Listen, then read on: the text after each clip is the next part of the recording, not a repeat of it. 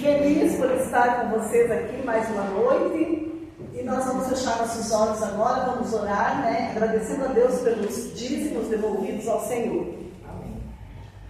Grandioso Deus, amado Pai, queremos te agradecer, Senhor, pelos dízimos, pelas ofertas, pelos dizimistas, ofertantes, mas em especial, Senhor, por aquele que ouviu o teu chamado e veio à tua casa para te ouvir mais uma vez. Amém, Pai. Para entregar o coração ao Senhor, para se preparar para a tua volta, Pai. Nós estamos aqui com o estudo de Apocalipse, nos preparando, Senhor, e queremos que o Senhor, o nosso grande mestre e professor, nos ensine mais uma vez nessa noite. Nós clamamos ao Senhor por sabedoria, por entendimento, ó Deus, para que um dia, preparados, possamos ver a tua face. Amém. Entregamos tudo em tuas mãos, pedimos o perdão dos nossos pecados, pedimos uma bênção toda especial sobre toda a igreja, todos os presentes aqui nessa noite, em nome de Jesus. Amém. Amém. Bom, nós estamos já no capítulo 19, né? Mas antes nós queremos falar alguma coisa. Você está vendo essas bandeiras, você está vendo esse lenço, e essa semana é a semana do lenço dos desbravadores, né? Então nós vamos estar aqui com as nossas bandeiras até sábado, as bandeiras lindas aqui, né, do estado, do país, do clube, do município, se eu não me engano, do clube também. Então, aqui está a bandeira dos desbravadores, a primeira ali. Como é bonito, né? Quando uma igreja tem esse clube. Então, essa semana, quem é desbravador, por favor, esteja com o seu lenço, que nós temos que cumprir algumas coisas, né? E outra coisa que nós queremos falar é que nós estamos quase encerrando o livro de Apocalipse já. De 22 capítulos, nós já estamos no capítulo 19. E como passou rápido, né? Mas nós queremos dizer para você assim, que todos os domingos, assim que terminar o Apocalipse, nós estaremos trazendo estudos para a igreja, que preparem a igreja para a crise.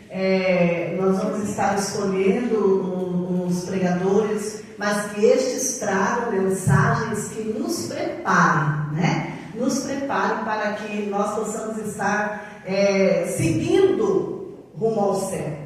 Nós precisamos estar nos preparando, nós precisamos estar nos santificando. E os domingos é o melhor dia para nós estarmos aqui fazendo esse culto evangelístico, né? Então é isso. Gostaria que você abrisse a tua Bíblia. Como você viu, também vamos falar de mais uma coisa aqui antes do estudo.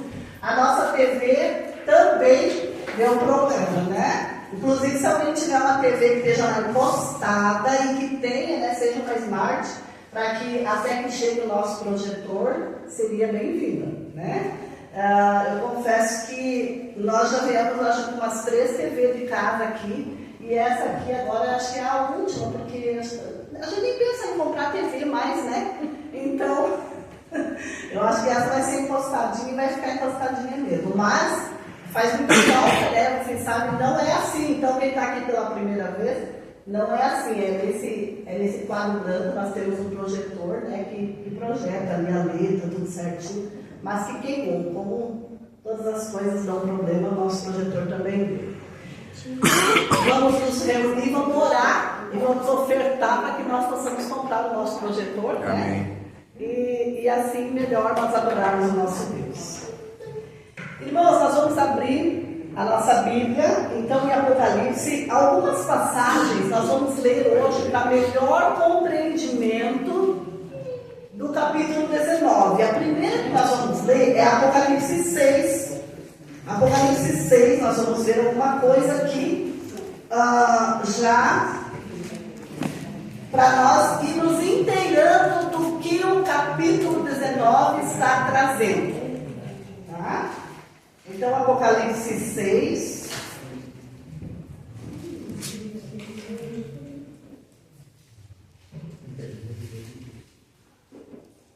Nós já oramos, né? Pedimos que o Senhor venha ao nosso encontro, nos dando sabedoria e entendimento. Então, hoje nós vamos vamos falar aqui, depois nós vamos ler todo o capítulo 19, mas antes nós vamos fazer algumas leituras aqui. Diz assim, Apocalipse 6, do 14 ao 17. Apocalipse 6, do 14 ao 17. E o céu recolheu-se como um pergaminho, quando se enrola. Então todos os montes e ilhas foram movidos no seu lugar. Os reis da terra, os grandes, os comandantes,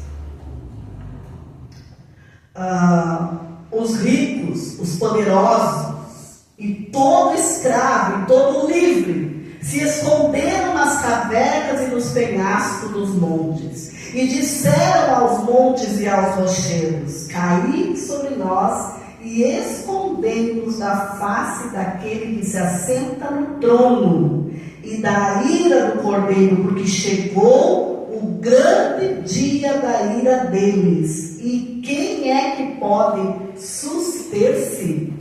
Olha só, essas passagens, irmãos, elas são ricas em detalhes, tá? Sobre o maior acontecimento da humanidade, da história da humanidade. A intervenção de Deus e Cristo e o estabelecimento de um reino sem pecado e sem pecadores.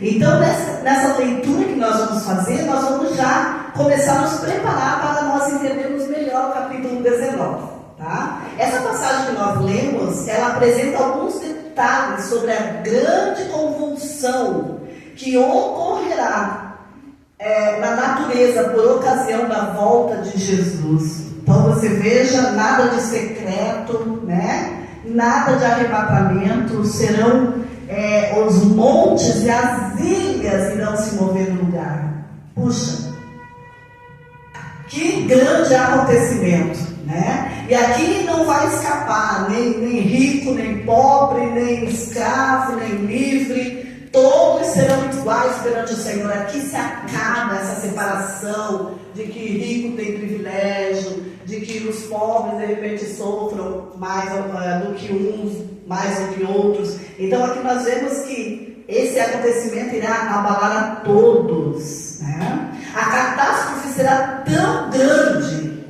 que o desespero geral dos que não estão preparados para a vinda de Jesus fará com que eles tentem, mas em vão, esconder-se nas cavernas, nas rochas. Vamos dizer, hoje, né, na época que a Bíblia foi escrita, as pessoas se escondiam na caverna, nas rochas, mas hoje as pessoas vão querer correr e se esconder de Deus, aqueles que não estiverem preparados para se encontrar com Deus, né? E eles querem se esconder. Então aqui no verso 15 falou, né? Olha ali no verso 15 do capítulo 6, os reis da terra, os grandes, os comandantes, os ricos, os poderosos e todo escravo e todo livre se esconderam nas cavernas e nos penhascos dos montes. E eles fazem um tipo de uma oração desesperada, né? E disseram aos montes, né? Os montes são surdos, não ouvem. O que eles falaram? Caiam sobre nós, né? E nos livrem da presença do Cordeiro, né? Aqui, ó, a razão para essa prece na hora do desespero é dada, porque chegou o grande dia da ira deles. Deles quem? De Deus, né? Então Deus virá julgar.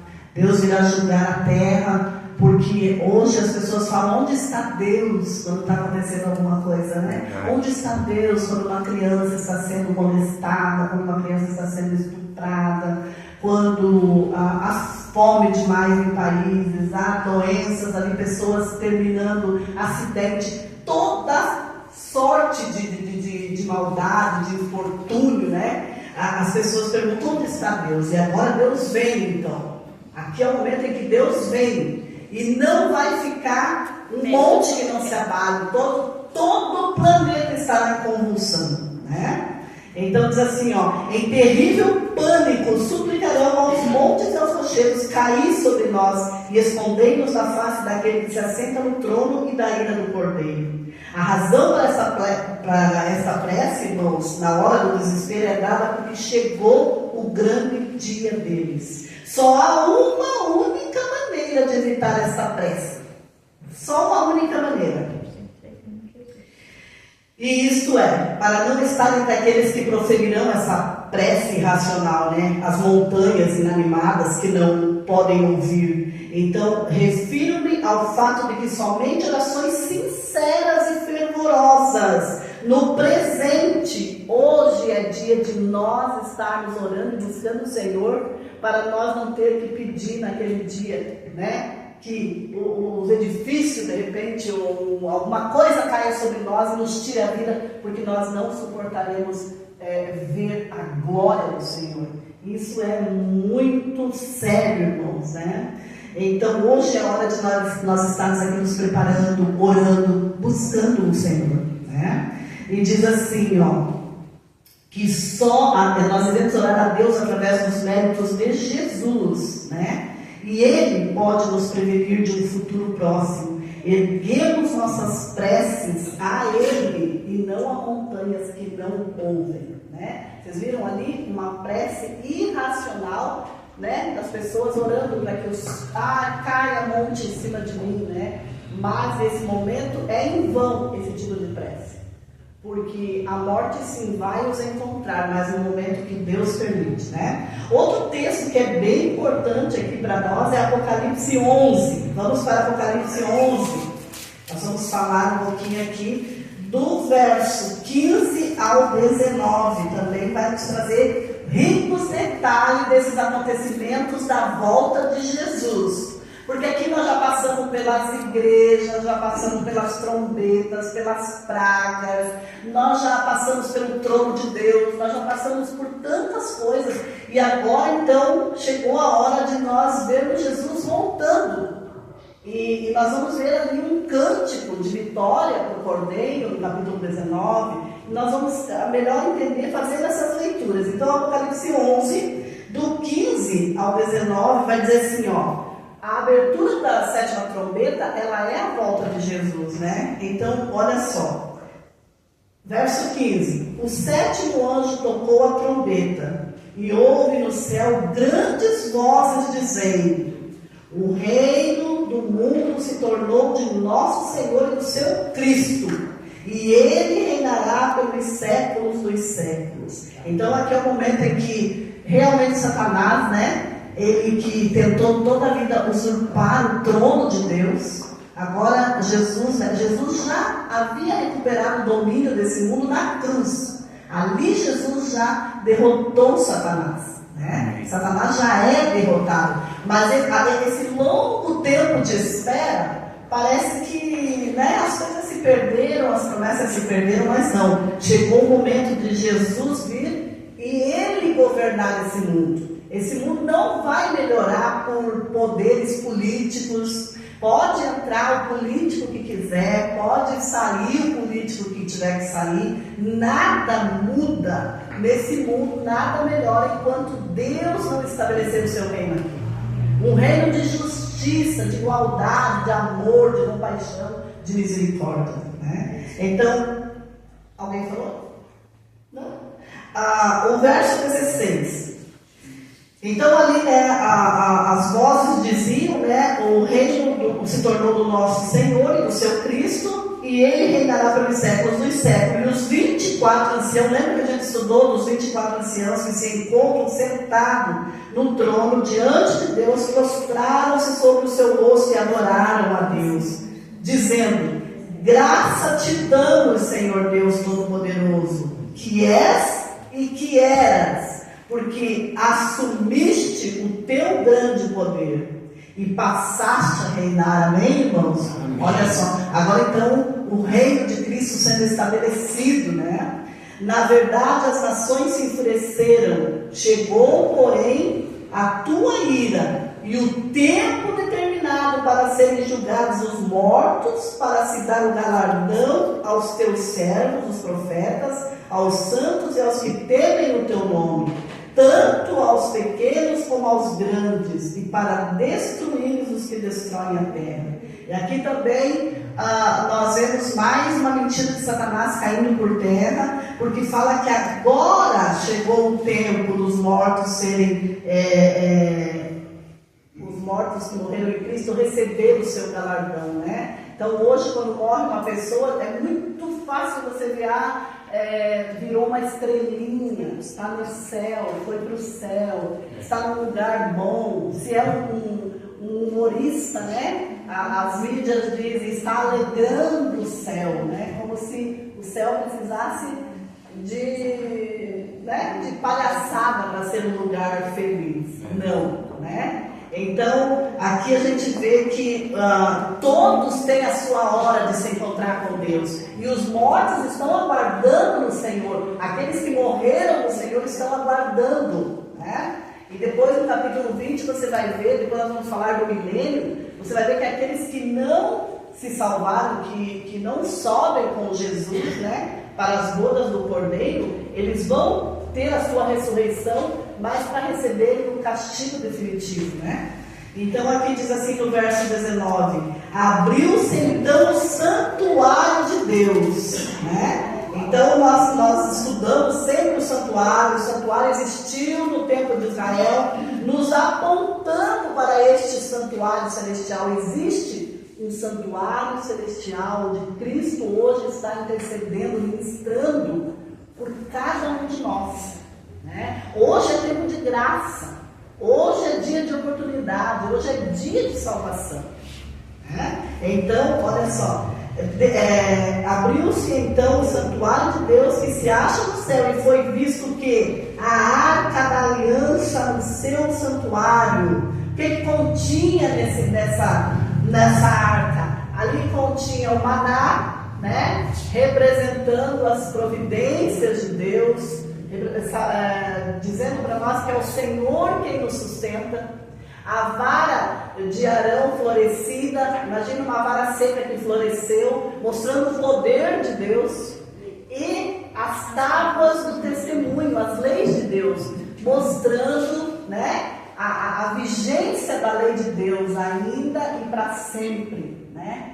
A lei do Senhor foi dada lá no Sinai, mas já existia no coração do homem, né? Então o que acontece? Ela foi passada depois para nós, de pais para filho, foi passando. Depois do Sinai, Deus deu ela escrita a Moisés, e hoje nós temos na palavra do Senhor as leis de Deus, né? E muitos querem ignorar a lei de Deus, tirar aquilo que não convém, né? Então veja aqui, ó, lá no céu, no santuário ainda se acha a arca contendo a aliança ali, né? E sobrevieram relâmpagos, vozes, trovões, terremoto e grande saraivada. O que é saraivada? É uma chuva de pedra, né? Uma chuva muito forte. E essa chuva em especial, ela é muito forte. Nós estudamos que as pedras que irão cair nas pragas, elas pesam aproximadamente de 35 a 40 quilos. Uma única pedra, né? Que vai vir como uma praga sobre o mundo por conta de tanto tempo de perseguição, de intolerância cristã, né?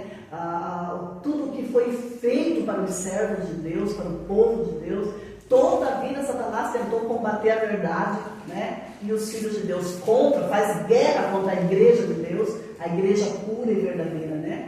Então nós temos que entender todas essas coisas. E diz assim, ó, nós já havíamos então estudado isso aqui nas trombetas, né? Mas vale, porém, ressaltar aqui em conexão com o toque da sétima trombeta, por ocasião da volta de Jesus, grandes vozes no céu proclamarão o fim dos governos deste mundo, né? Então hoje o homem acha que manda, é guerra, é poder, né? Os homens mais ricos do mundo são adorados, né? Neste mundo, são respeitados porque têm muito dinheiro, mas aqui Deus derruba todos esses poderes, né? Porque para Deus não importa, o reino eterno e que traz a solução para este mundo é o reino de Jesus, né? Amém.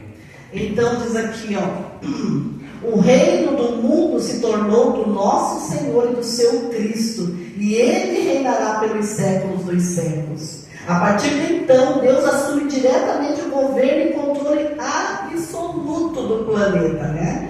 Nunca mais Satanás toma conta deste mundo. Abriu-se o santuário de Deus que se acha no céu e foi vista a arca da aliança no seu santuário. A importância deste detalhe é porque a arca da aliança contém os 10 mandamentos, que são um reflexo do quê? Do caráter de Deus, né? O seu governo está baseado no amor, na justiça, na sua lei. E na arca da aliança é uma garantia de que um novo sistema de governo a ser implantado nesse planeta será um governo estável, perfeito e duradouro. Que coisa boa, né? Amém, irmãos? Amém. E sobrevieram relâmpagos, vozes, trovões e grandes saraivados. O texto acima reforça o anterior, ao falar sobre as manifestações sobrenaturais em conexão com a vida de Jesus. Então, pela volta de Jesus, quando Jesus vem a essa terra, o mundo entra em convulsão. É como se nós estivéssemos, né, num vulcão. Tudo sai fora do lugar. E isso não é para te assustar, irmão. Isso é para te lembrar que existe tempo de arrependimento, de confissão de pecado, de mudança de vida, de entrega ao Senhor Jesus Cristo. Porque como faz a pergunta ali, quem subsistirá à ira deles? A ira de Deus e do Cordeiro. Quem conseguirá ficar em pé nesse dia? Irmãos, quando dá um vendaval, sejam sinceros. Vocês não tremem em casa? Né? Como às vezes a janela, assim, a Elisete mora lá em Canadaí, no apartamento, os vidros batem forte, não bate?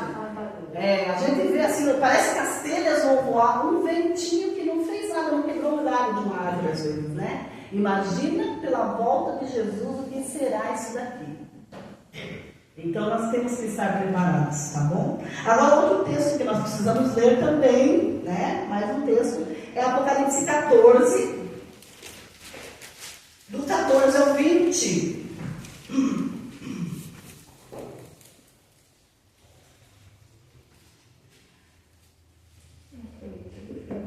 Todos encontraram? Amém. Olhei e eis uma nuvem branca, e sentado sobre a nuvem um semelhante a filho do homem. Quem leva esse título? Jesus, né? Jesus gostava de se referir a ele mesmo como filho do homem. Tendo na cabeça uma coroa de ouro e na mão uma foice afiada. Outro anjo saiu do santuário gritando em grande voz para aquele que se achava sentado sobre a nuvem: toma tua foice e ceifa, pois chegou a hora de ceifar, visto que a seara da terra já amadureceu. E aquele que estava sentado sobre a nuvem passou a sua foice sobre a terra, e a terra foi ceifada. Agora ele fala da vindima. Então saiu do santuário que se encontra no céu outro anjo, tendo ele mesmo também uma foice afiada. Saiu ainda do altar outro anjo, aquele que tem autoridade sobre o fogo, e falou em grande voz ao que tinha a foice afiada, dizendo: toma tua foice afiada e ajunta os cachos da videira da terra, porque as suas uvas estão amadurecidas. Então o anjo passou a sua foice na terra e vindimou a videira da terra e lançou-a no grande lagar da cólera de Deus, a ira. E o lagar foi pisado fora da cidade, e correu sangue do lagar até os freios dos cavalos, uma extensão de 1.600 estádios. Agora vamos fazer uma explanação sobre esses versos, que diz assim, ó. Estes versos representam a Cristo como um ceifeiro. Então quem que é o ceifeiro? É o próprio Cristo, né? Pronto para ceifar a messe da sua lavoura. A colheita será quando ele voltar, tá, irmãos? Justos e ímpios são apresentados pelo trigo e por uvas, respectivamente. A primeira colheita representa o povo escolhido de Deus, que o ama faz a sua vontade e está maduro para ser colhido, ceifado, né? Em uma das suas parábolas, Jesus explicou que a boa semente representada pelo trigo são os filhos do reino. Tá? Isso está em Mateus 13:38. A ceifa é a consumação do século e os ceifeiros são os anjos. Nessa ocasião, o trigo, ou seja, os justos, serão recolhidos para o celeiro da onde? De quem? De Deus, tá? Onde resplandecerão como o sol no reino do seu Pai. Por ocasião da segunda vinda de Jesus, ele em pessoa virá para liderar essa colheita. Então Jesus vem fazer essa separação, Jesus vem colher, né? E diz assim, ó: e ele enviará os seus anjos com grande clangor de trombeta, os quais reunirão os seus escolhidos nos quatro ventos, de uma a outra extremidade dos céus. A segunda colheita de uva, nesse contexto, representa os ímpios. Tá? Estes também estão maduros para serem colhidos. Por quê, irmãos? Que também está maduro o trigo, que são os justos, e está maduro as uvas, que são os ímpios. Porque assim como o justo vai ter a boa obra do Senhor completada nele, ele vai passar por essa sacudidura e vai permanecer, vai passar por todas essas provações e vai permanecer, e tem se mantido no caminho da santidade. Também os ímpios vão atingir o seu máximo na maldade. Eles estão maduros também no mal. Eles vão praticar todo tipo de maldade. Você vê maldade hoje? Você ainda não viu tudo. O ser humano ainda tem muito o que fazer. E imagine como é que vai ser então, né? Então, porque quem que está por trás da maldade? Não esqueça que é Satanás. Satanás está por trás da maldade. Ele usa pessoas para fazer o mal. E Satanás não tem limite em suas maldades. Ele não tem amor, ele não tem misericórdia, ele não tem meio termo com ele. Ele quer destruir, né? Os pecadores atingiram o máximo que a misericórdia e justiça divina podiam suportar. Por quanto tempo Deus tem suportado a maldade, os ímpios, né? Esperando, irmãos, decisões nossas. E quanto mais nós demoramos a tomar decisões e a mudar de vida, mais o ímpio vai se fortalecendo na maldade. Veja como é importante nós tomarmos decisões ao lado de Deus, né? E diz assim, ó: então o anjo passou a sua foice na terra e vindimou a videira da terra e lançou no grande lagar da cólera de Deus.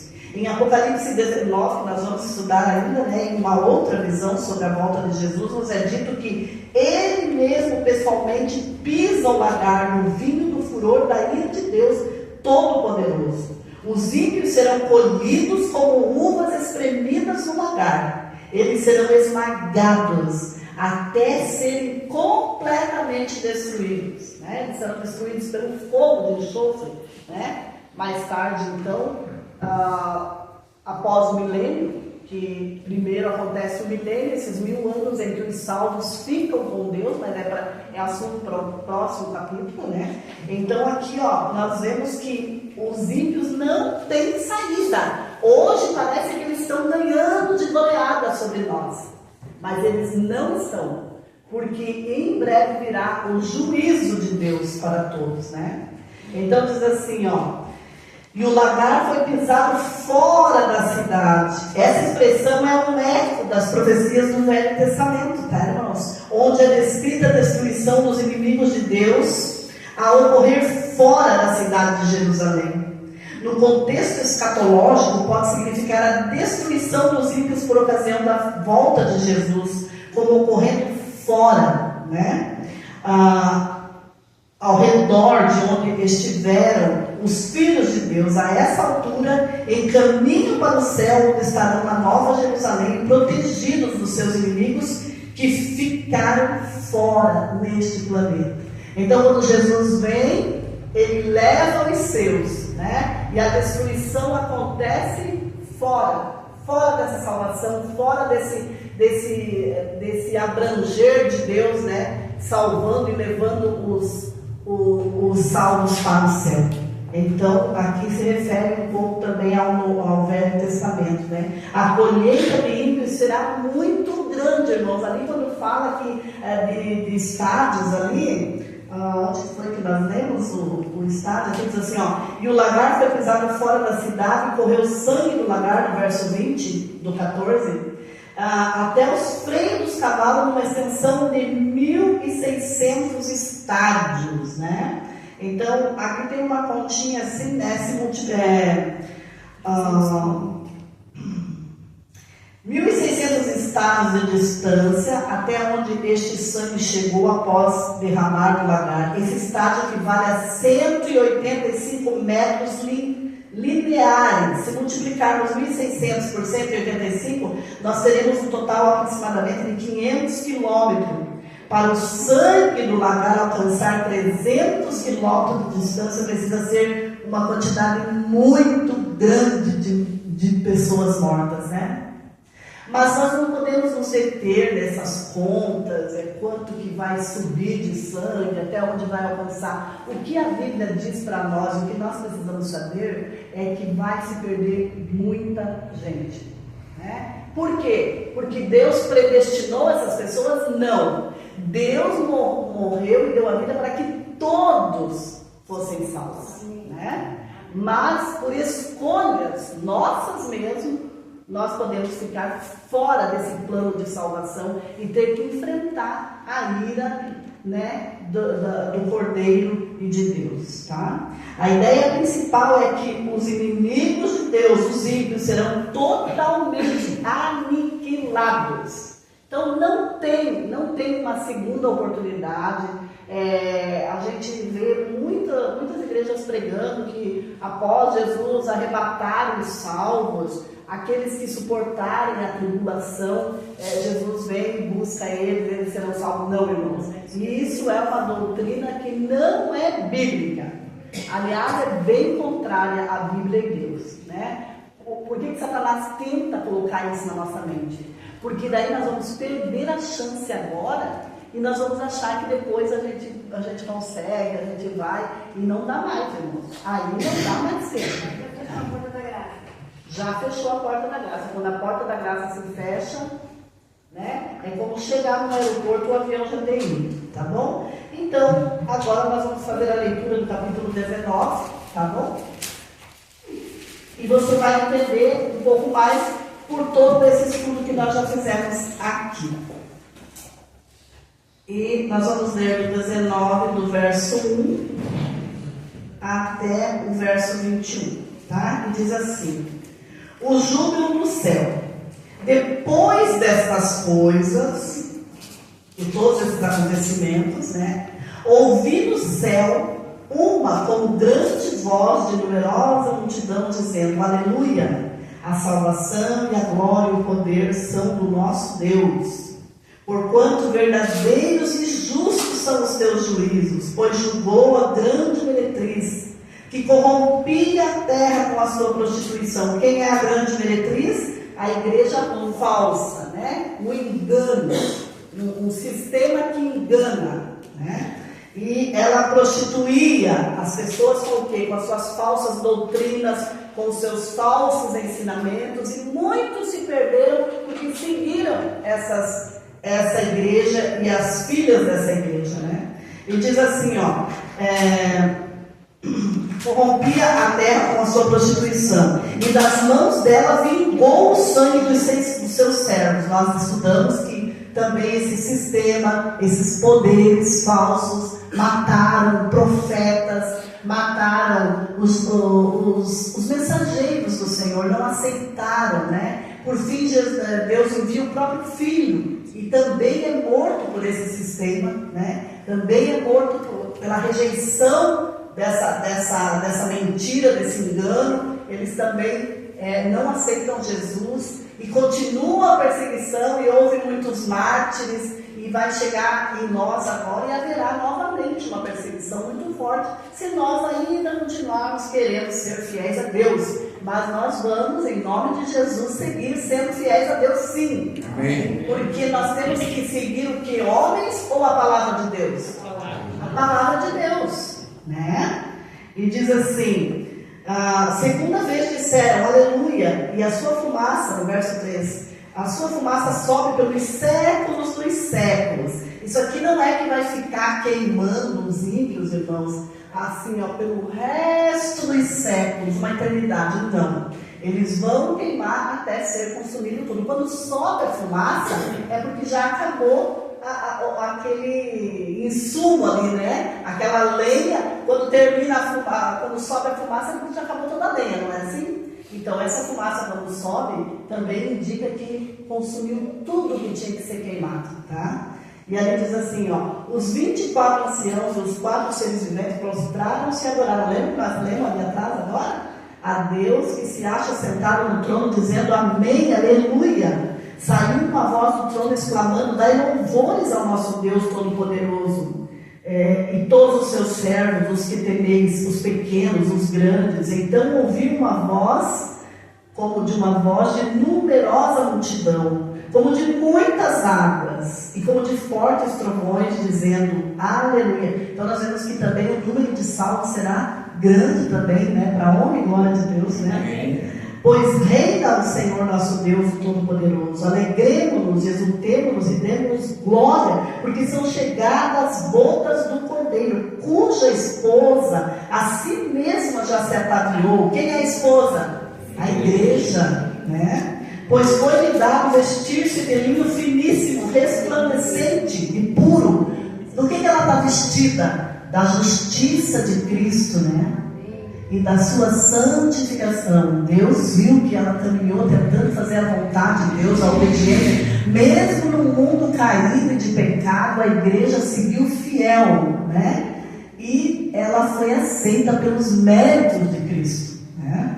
Então diz assim no 8 ali, porque o linho finíssimo são os atos de justiça dos santos, tá vendo? Então os atos de justiça não ficaram esquecidos diante do Senhor, né? Então me falou o anjo, escreve, bem-aventurado aqueles que são o quê? Chamados à ceia das bodas do Cordeiro. E acrescentou, são estas as verdadeiras palavras de Deus. Prostrei-me ante os seus pés para adorá-lo. Ele, porém, me disse, vê, não faças isso. Sou conservo teu e dos teus irmãos que mantêm o testemunho de Jesus. Adora a Deus, pois o testemunho de Jesus é o espírito da profecia. Olha esses textos aqui, né, maravilhosos. E aqui tem uma explicação para nós, ó. Este capítulo contém 2 aspectos relacionados com os eventos finais, tá? Primeiro, o cântico de louvor pela vitória de Cristo sobre Babilônia e as bodas do Cordeiro ao tempo da volta de Jesus.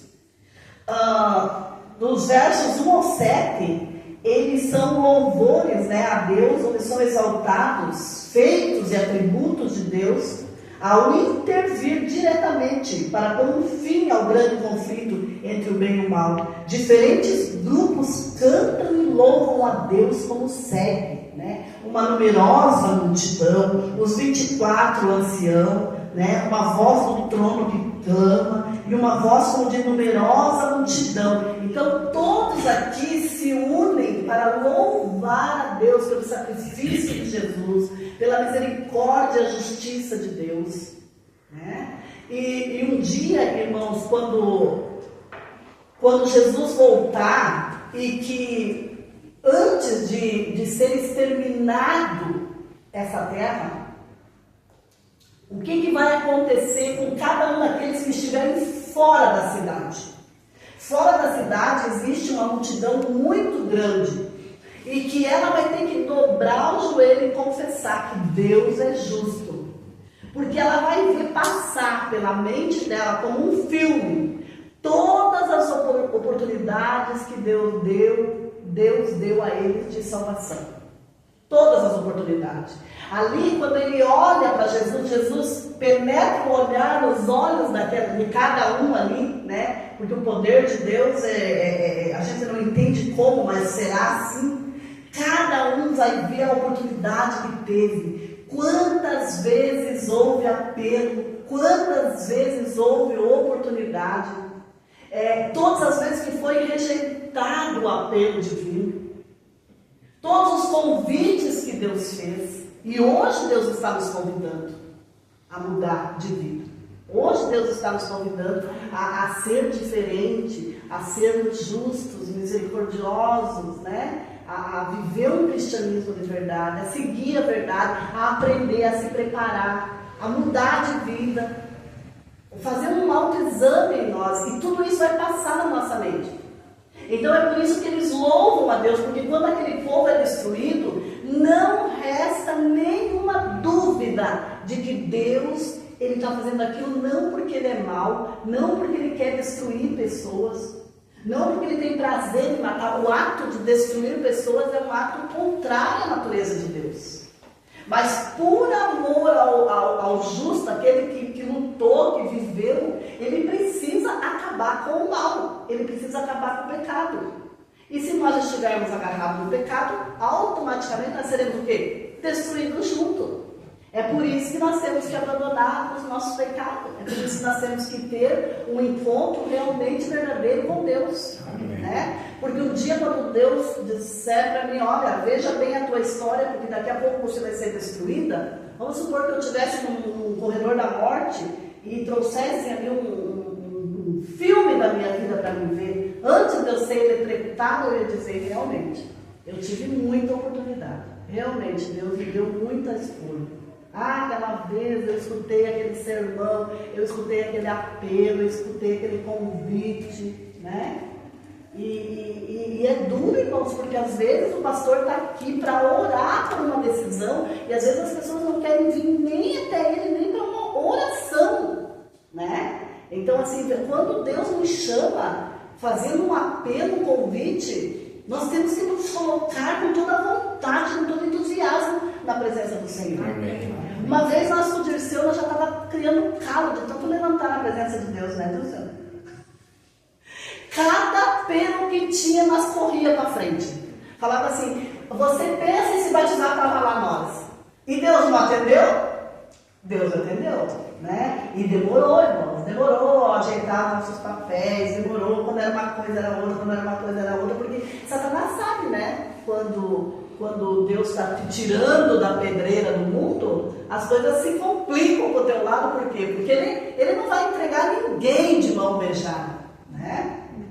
E aí quando o pastor fazia, nós ia para evangelismo, nós ia para tantas coisas, e fazia o apelo lá, o Dilson dizia, mas de novo, nós já falamos, vamos lá, Deus tem que ver nós, né? O povo até dava risada, lá já sai aí o Dilson já estão indo, né? Mas é porque nós queríamos que Deus nos tirasse, né, da vida de pecado no mundo e nos trouxesse para perto dele. E como que nós demonstraríamos isso? Através do batismo. Começava a nossa caminhada com Deus através do batismo, né? Eu já tinha sido batizada, porque eu nasci praticamente, né, desde pequenininha eu fui para a igreja. Então eu não precisava ser batizada. Mas como? Se eu vivia contrário à vontade de Deus, como que eu não tinha que passar pelo batismo? Se precisar hoje passar pelo batismo, eu passo de novo com a maior alegria. Amém. Alegria por ter a oportunidade de passar. Não por estar me batizando mais uma vez, né? Mas passaria com toda a alegria sem pestanejar. Por quê? Porque Deus está me dando mais uma oportunidade. Amém. Né? E às vezes a gente sai de um relacionamento e entra no outro, e entra no outro, e entra de cabeça e não está nem aí. Quando é com Deus, porque eu tenho que ouvir, porque eu tenho que sentir, porque eu estou esperando a hora certa. Gente, a hora é hoje, não é assim. Não é assim. É assim. Nós não temos medo de ir para as coisas do mundo, mas quando é para Deus, a gente fica fazendo aquela, sabe? Como se Deus precisasse de nós. É nós que precisamos. Eu vou esperar melhorar, vou esperar parar com isso. Vou esperar pagar o carro, vou esperar construir a casa, vou esperar, agora eu estou com os problemas. Se você for esperar resolver a tua vida, você nunca vai ir para Deus. Porque quem resolve a tua vida é Deus. Amém. Amém? É Deus quem resolve a tua vida. Então, assim, essa mesma coragem, esse mesmo instinto que nós temos para o mundo, E uma vez eu ouvi o pastor falando que no mundo nós somos verdadeiros leões, mas para Deus nós somos uns gatinhos, entendeu? Nós queremos sempre estar adiando, protelando, né? E olha como vai ser, irmãos, as coisas vão ser. Então esse primeiro júbilo no céu que nós vimos aqui, que ele vai até o verso 8, 9, né? É de alegria, é de júbilo dos salvos, né? Falando da santidade, da justiça, do amor, do poder de Deus, tá? Então vamos seguir cantando ali, lendo, né? Que diz assim: alegremos-nos, no verso 7, exultemos e demos glória, porque são chegadas as bodas do Cordeiro, cuja esposa, a igreja, né, já se ataviou. Como que ela se ataviou? Ela se preparou. Como é que ela se enfeita? De obediência, né? De uma vida justa, uma vida reta, uma vida honesta, uma vida dedicada a Deus. É assim que ela se atavia. Porque Pedro vai falar que nós não devemos nos preocupar com o frisado de cabelo, com joias, com pérolas, com vestuário. Por quê? Porque Deus olha as nossas ações, o nosso íntimo. É isso que alegra o coração de Deus, a nossa humildade, né? Então diz assim, então, no verso 9, então lhe falou o anjo: escreve, bem-aventurado aqueles que são chamados à ceia e às bodas do Cordeiro. Amém. E escreveu: são essas as verdadeiras palavras de Deus, prostrei-me ante os seus pés para adorá-lo. Nós já lemos esse pedacinho, né? Então só deixa eu terminar de ler aqui. E diz assim, aqui, sob o símbolo da união no casamento, se ilustra o encontro do noivo, que é Jesus, com a sua noiva, né? A nova Jerusalém, a qual está muito bem ataviada, vestida de linho finíssimo, resplandecente e puro. Pode parecer estranho, né? Aqui fala sobre a Jerusalém, mas a Jerusalém também se torna a esposa de Cristo, que é para lá que nós vamos, né? A noiva, Nova Jerusalém, é comparada como estando vestida de linho finíssimo, resplandecente e puro, porque o linho finíssimo são os atos de justiça dos santos. E os santos retratados, sem dúvidas, também estão vestidos de linho finíssimo e da justiça provida pelos méritos de Jesus lá na cruz. Este último cântico é em homenagem às bodas do Cordeiro, sob o símbolo da união do casamento. Também se ilustra Jesus com a sua noiva, que é a igreja, a qual está pronta para viver para sempre com o seu esposo. Ela se preparou e está bela e atraente, finamente vestida com as vestes da justiça, com os quais o próprio noivo a presenteou, para que ela pudesse estar perfeitamente linda para desposar tão garboso e atraente noivo. O verso 9 contém uma das bem-aventuranças do livro do Apocalipse, a qual pode incluir cada um de nós hoje aqui, tá? Olha só o verso 9: bem-aventurados aqueles que são chamados à ceia das bodas do Cordeiro. Quem está sendo chamado hoje? Nós que estamos aqui hoje estamos sendo chamados para participar das bodas do Cordeiro, dessa festa, dessa união, desse casamento de Cristo com a sua igreja, e que será para todos sempre, para a eternidade, né? Agora fala ali também da segunda vinda de Jesus como Rei dos reis e Senhor dos senhores. Vamos ver aqui no verso 11, diz assim, Cristo, o vencedor da besta e do falso profeta. Nós vamos voltar aqui, vi o céu aberto e eis um cavalo branco. O seu cavaleiro se chama Fiel e Verdadeiro, e julga e peleja com justiça. Os seus olhos são chamas de fogo, e na sua cabeça muitos diademas. Nós já estudamos isso aqui, lembra, queridos? Tem um nome escrito que ninguém conhece senão ele mesmo. Está vestido com um manto tinto de sangue, e o seu nome se chama Verbo de Deus. E seguiam os exércitos que há no céu, montando cavalos brancos com vestiduras de linho finíssimo, branco e puro. Saía da boca uma espada afiada, para com ela ferir as nações.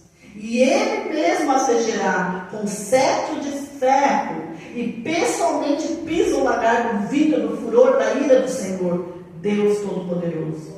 Tem no seu manto e na sua coxa um nome escrito Rei dos Reis e Senhor dos Senhores. Então vi um anjo posto em pé no sol e clamou com grande voz, falando a todas as aves. Agora aqui tinha um banquete ali, as bodas. Jesus estava convidando a sua igreja para esse banquete. Agora vejam quem é convidado para um grande banquete. Olha só. Então vi um anjo posto em pé no sol e clamou com grande voz, falando a todas as aves que voam pelo meio do céu: vinde, reuni-vos para a grande ceia de Deus, para que comais carne de reis, carne de comandante, carne de poderosos, carne de cavalo e seus cavaleiros, carne de todos, quer livre, quer escravo, tanto pequeno como grande. E vi a besta e os reis da terra com seus exércitos congregados para pelejarem contra aquele que estava montado no cavalo e contra o seu exército. Mas a besta foi aprisionada e com ela o falso profeta, que com os sinais feitos diante dela seduziu aqueles que receberam a marca da besta e eram os adoradores da sua imagem. Os dois foram lançados vivos dentro do lago do fogo que arde com enxofre. Os restantes foram mortos com a espada que saía da boca daquele que estava montado no cavalo. E todas as aves se fartaram das suas carnes. Então, naquele dia não haverá quem pranteie os moradores da terra, aqueles que não subiram para o céu, aqueles que morreram, receberam a justa medida, pela volta de Deus, não suportaram a glória do Senhor, eles morrem pelo esplendor da glória do Senhor, E o que fala aqui? Que depois do milênio, quando Jesus vem e dá a sentença realmente de morte para eles, as aves do céu ali vão se banquetear com a carne dessas pessoas, Então nós vamos ver aqui um pouquinho sobre isso e diz assim, vi o céu aberto e eis um cavalo branco, seu cavaleiro se chama Fiel e Verdadeiro, e julga e peleja com justiça. Os seus olhos são chamas de fogo, na sua cabeça há muitos diademas, tem um nome escrito que ninguém conhece senão ele mesmo. Está vestido com um manto tinto de sangue, o seu nome se chama Verbo de Deus, e seguiram os exércitos que há no céu, montando cavalos brancos, com vestiduras de linho finíssimo, branco e puro. E diz assim, branco e puro, sai da sua boca uma espada afiada, para com ela ferir as nações, e ele mesmo as regerá com seta de ferro, e pessoalmente pisa o lagar do vinho do furor da ira do Deus Todo-Poderoso. Então aqui essa visão sobre a segunda vinda de Jesus o representa como um grande monarca, liderando o exército que há no céu, Os seus anjos vêm com ele. Jesus é representado por um cavaleiro invencível.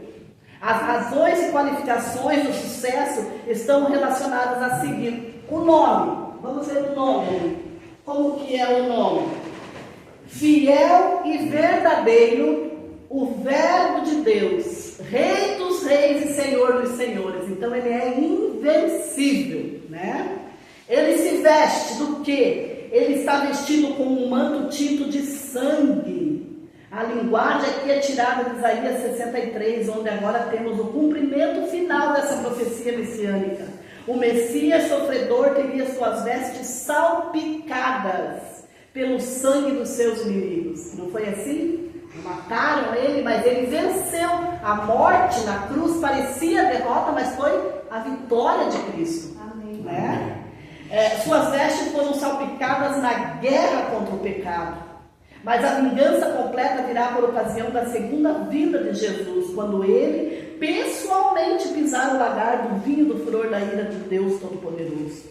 Pelo próprio ato de tingir seu manto de sangue, Jesus se tornou conquistador sobre o pecado, havendo ganho então o direito de ter o nome de Rei dos Reis e Senhor dos Senhores escrito em seu manto. Não há ninguém em todo o universo que tenha algum mérito ou capacidade para desafiar sua autoridade para reinar. Ninguém pode vencer Jesus. De que lado você vai se posicionar, queridos? O que falta para nós nos posicionarmos ao lado de Jesus? Esperar o quê? E se nós temos algum contratempo na nossa vida e nós perdemos a vida, porque nós vamos pensando sempre que dá tempo, porque Jesus pode voltar o ano que vem, daqui 10 anos, daqui 5 anos, né? Daqui 1 ano, nós não sabemos o dia nem a hora, e nós vamos protelando as nossas entregas, querendo resolver tudo na nossa vida primeiro. Irmãos, marido não vai salvar esposa não vai salvar marido, mãe não vai salvar filho, filho não vai salvar mãe, é cada um por si. Por isso que a nossa entrega tem que ser independente do que fulano pensa, do que ciclano pensa. É você com Deus, porque naquele dia ninguém fará nada por nós.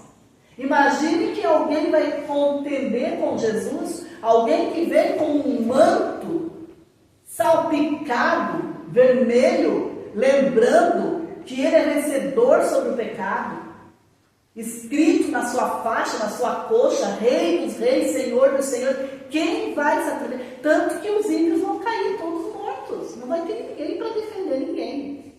E ele não vai aceitar aquelas desculpinhas que nós damos hoje. Mas lá na igreja tinha um povo assim, mas tinha um homem lá que era hipócrita, mas tinha outro que fazia isso. Não, vai dar naquele dia uma desculpa para Jesus para ver.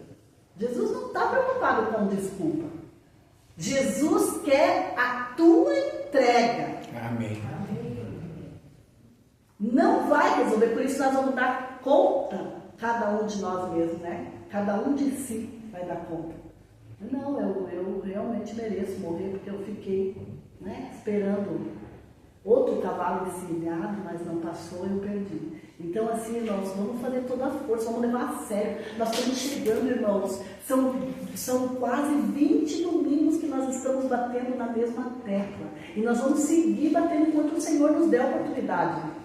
E nós vamos bater. Se arrependa, mude, se entregue, não espere por ninguém, não espere por nada. Agora é a hora, o Espírito Santo está batendo no nosso coração. Sim. Tem um pecado que você não consegue vencer, entrega, põe. A gente não põe só coisas boas aos pés de Jesus, a gente pega aquele lixo nosso e diz: ó Senhor, eu não consigo me livrar disso, me ajuda. E hoje o desafio dos desbravadores é ler Jeremias 29:13. O que diz em Jeremias 29:13? Me buscareis e achar-me-eis quando me buscareis do quê? De todo o coração. Quando você põe teus pecados aos pés de Cristo de todo o coração, diz: Senhor, eu sofro com esse pecado, mas nós temos que pelo menos demonstrar tristeza pelo nosso pecado,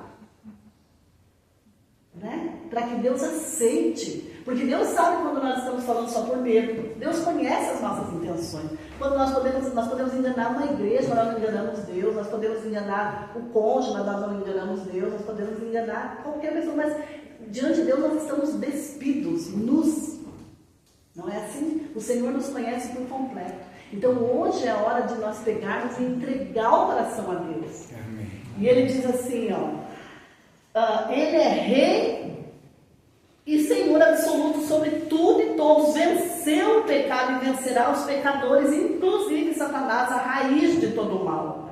As armas que ele possui, uma espada afiada. Espada é usada na Bíblia como símbolo do quê? Da palavra de Deus. Observe-se que a espada estava saindo da boca do cavaleiro. Por ela, Deus criou todo mundo, não foi? Pela palavra. O Verbo se fez carne e habitou entre nós. Jesus Cristo é a própria palavra de Deus. E Ele mesmo, né, quando sai essa espada afiada da sua boca, Ele mesmo, no sopro da sua boca, matará os ímpios. Né? E diz assim, foi pela palavra de Deus a espada que a terra e seus habitantes foram criados, mas agora essa mesma palavra extermina o homem de sobre a face da terra. Isso está em 2 Tessalonicenses, não são palavras de adventista, não é palavra de pastor, não é palavra da Jocélia, não é palavra de um irmão que vai ler isso para você. Isso são palavras que estão na Bíblia e está lá em 2 Tessalonicenses 2:8 e Apocalipse 19:21, tá? E diz assim, agora, mais uma coisa, Jesus tem então, ele tem o nome, né, que é fiel, verdadeiro, Verbo de Deus, Rei dos Reis, Senhor dos Senhores. Ele está vestido de um manto tinto de sangue sangue, né? Onde ele venceu o pecado. As armas dele é a espada. Agora o exército dele, os exércitos celestiais são muito poderosos e invencíveis. São os anjos. Olha com que exército Jesus vem rodeado. E não basta dizer e lembrar lá atrás a história de Reis, que um anjo do Senhor, numa noite, ele exterminou 185 mil poderosos guerreiros do até então invencível exército assírio. Um exército inteiro abatido por um único anjo. O que é 185 mil pessoas, irmãos? É como o quê? Qual é a população de uma cidade aí que chega perto? Vamos supor, foi exterminada uma cidade. Porto Alegre. Porto Alegre tem mais ou menos isso? Uhum. Olha aí. É como se um anjo passasse assim, ó, num raio assim, ó, e exterminasse todos os moradores de Porto Alegre. Um único anjo. É com esse exército que o Senhor vem. Nós temos chance de sobreviver se nós não estivermos com Ele? Não, né, querido? Não. Então diz assim, ó, a razão para o exército celestial invadir esse planeta é porque a besta e os reis da terra com seus exércitos estarão congregados para pelejarem contra aquele que estava montado no cavalo e contra o seu exército. Então esse é o porquê, porque Satanás mesmo no último momento vai tentar arregimentar o seu exército, os ímpios, para atacarem a cidade. É nesse momento em que Jesus executa a sentença de morte para Satanás, seus anjos e aqueles que não aceitaram se desligar do pecado. Então, como Jesus vai exterminar o pecado todo, vai acabar exterminando pessoas, consequentemente, né? Então, por isso que Deus nos faz esse convite hoje, irmãos. E nós já estamos indo, nós temos apenas 3 capítulos para estudar. E Apocalipse está chegando ao final. Qual é a tua decisão? Qual é a tua resposta para Deus diante de tudo que o Senhor te ensinou durante esse estudo? Eu fico triste. É a primeira vez que vocês estão ouvindo? Sim? Louvado seja ontem, né? Então, louvado seja Deus porque vocês estão aqui ouvindo essa mensagem. O Senhor está se revelando a vocês, né? Porque isso não são palavras dessa igreja, é palavras de Deus, né? A verdade de Deus sendo lida. E o compromisso que essa igreja tem é com a verdade. Né, Catarina? Catarina está firme, olha lá. Graças a Deus. A Fábio também.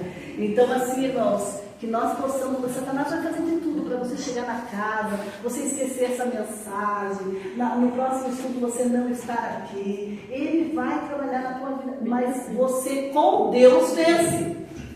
A maioria com Satanás não é nada, mas um com Deus é a maioria. Um com Deus é a maioria. Então, venha, continue vindo, porque agora você vai ver a prisão de Satanás, né, como será. E a gente vê tanta essa expressão nessas igrejas evangélicas, está amarrado, né? Você vai entender de onde que sai essa expressão, mas da maneira correta, né? Como Satanás vai estar aprisionado se ele é um ser poderoso, como são essas correntes, o que é essa prisão de Satanás, né? E como que vai ser quando ele vai ser solto de novo, a cidade santa vem, e esses 1000 anos, o que você vai estar fazendo no céu, esses 1000 anos com Cristo, né? Que a gente não tem nem... Olha, se nós fôssemos para lá para viver só os 1000 anos já estava bom, mas nós vamos para lá para viver uma eternidade, né? Só que nós não vamos morar no céu. Esses 1000 anos que nós estaremos lá, é como se nós estivéssemos passeando na casa do Pai. Depois nós voltamos para morar aqui novamente nessa terra, só que já toda purificada, toda restaurada. A cidade santa desce e Deus vai estabelecer o seu trono para morar aqui conosco. Né? Isso não tem preço, irmãos queridos. Então venha, continue vindo, venha sábado pela manhã, assista a escola sabatina, aprenda também, venha nos cultos de sábado de manhã, venha nas quarta-feiras, venha no domingo, faça um comprometimento com Deus de verdade, se apegue a Deus, porque Jesus está voltando. E nós precisamos estar aqui, amém? E nós vamos ver ainda muitas pessoas fazendo compromisso ali dentro, né? E um dia você vai abraçar Jesus e vê-lo face a face. E ele está voltando. Irmãos, tem um hino que agora eu não consigo lembrar, que o rei vem vindo, mas não é o mercado está vazio, não é aquele, é o rei vem vindo, eu acho.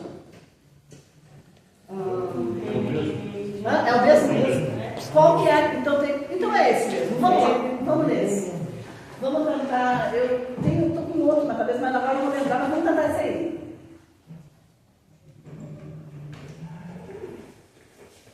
Não, é esse mesmo.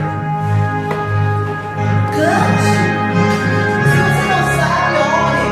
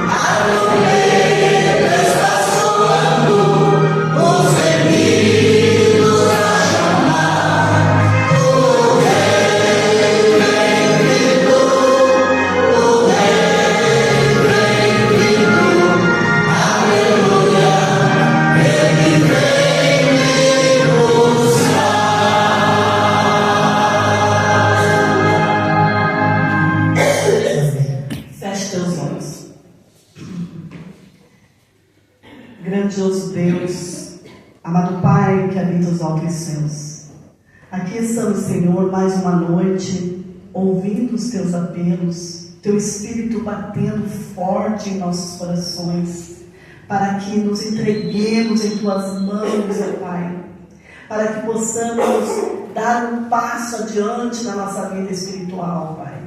mudar aquilo que não conseguimos mudar, colocar em tuas mãos, Pai. Os nossos desejos pecaminosos, a nossa vida contrária à tua, a nossa alimentação talvez não adequada, os nossos vícios, os nossos olhos precisam ser purificados, Senhor. As nossas mãos precisam ser limpas, os nossos pés precisam caminhar diante da tua face, Senhor. Amém, Senhor. Por isso nos ajuda, nós somos pequenos, nós somos pó, tanta coisa nos mantém nesse mundo, Senhor. Faz com que nós nos desvencilhemos de tudo isso e que tudo que vier aqui nós tenhamos apenas como lucro, porque o nosso alvo, o nosso desejo seja o céu realmente, ó Deus. Por favor, ó Deus, nos capacita para vivermos o céu, nos prepara, toca os corações, que haja conversões, não só aqui no Albatroz, Pai, mas ao redor do mundo. Muitos estão estudando, muitos estão fazendo estudos bíblicos, muitos estão sendo preparados, ó Deus, mas poucos estão dizendo, sim, eu quero hoje me entregar ao Senhor. Por isso nós clamamos por essas vidas, porque nós sabemos que existe um poder maior do que nós, que está ali segurando estas almas para que sejam perdidas, ó Deus, para que sejam queimadas, mas não deixa, meu Pai. Por favor, venha ao encontro, nos socorre, Pai. E nós que já estamos aqui, talvez também estejamos correndo perigo, porque temos uma vida de não santificação, uma vida morna, uma vida que o Senhor diz é por aqui, nós teimamos, fazemos a nossa vontade, ó Deus. Por favor, nos conceda antes que seja tarde demais, Senhor Deus. Por isso nós clamamos essa noite, que haja salvação neste lugar, que haja misericórdia nas nossas vidas, Pai. Que o Senhor tenha pena de nós, como aquele que gritou um dia, Jesus, filho de Davi, tem misericórdia de mim. Que hoje nós possamos clamar, Jesus, filho de Davi, tem misericórdia de nós. Nós nos entregamos em tuas mãos, pedimos uma bênção para essa semana, pedimos que o Senhor nos livre das tentações, nos livre do mal, não nos deixe cair, Senhor. E se nós cairmos, que não venhamos a ficar prostrados, mas que levantemos, ó Deus, e seguimos a nossa vida com o Senhor. Nós te agradecemos por tudo, Pai, por tudo, principalmente pela tua misericórdia e manter a porta da graça ainda aberta. Amém, Senhor. Obrigado por isso, Senhor, em nome de Jesus. Amém. Amém.